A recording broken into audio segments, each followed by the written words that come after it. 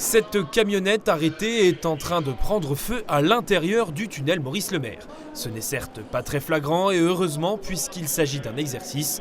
Tout est réalisé en conditions réelles, une seule entorse, l'éclairage qui a été conservé quelques minutes pour nous permettre de vous en montrer tous les détails.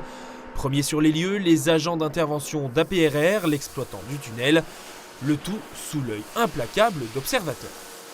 En principe, quand on arrive sur un événement, on se pose la question de savoir si on peut y aller, parce que la température grimpe très très vite, et puis aussi s'il n'y a pas des blessés. Voilà, alors j'ai pas tout observé, mais j'ai l'impression qu'ils ont d'abord éteint le feu avant de reconnaître.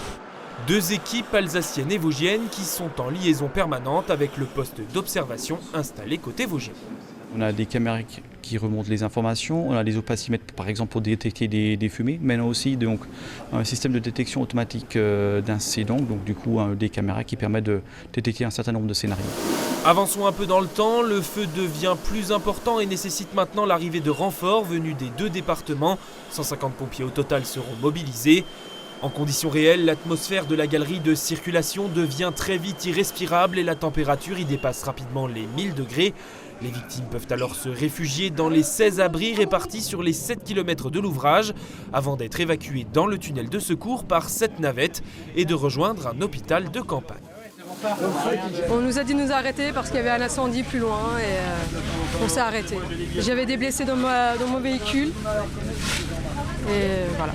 Bon, bien, on nous a dit vous pouvez marcher, vous sortez, vous allez jusqu'au sas à côté de vous. C'est ce qu'on a fait. Et après, qu'est-ce qui s'est passé ? Après, on a entendu qu'ils viennent nous chercher, de temps en temps ils nous appelaient.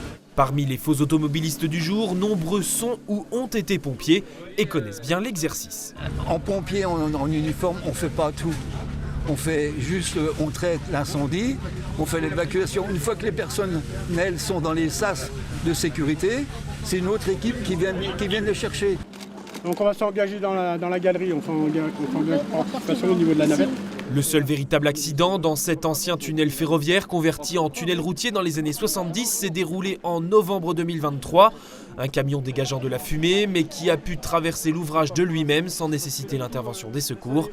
Depuis l'incendie du tunnel du Mont-Blanc en 1999, la Société des autoroutes Paris-Rhin-Rhône procède 2 fois par mois à des opérations d'entretien et 1 fois par an à ce genre d'exercice de sécurité.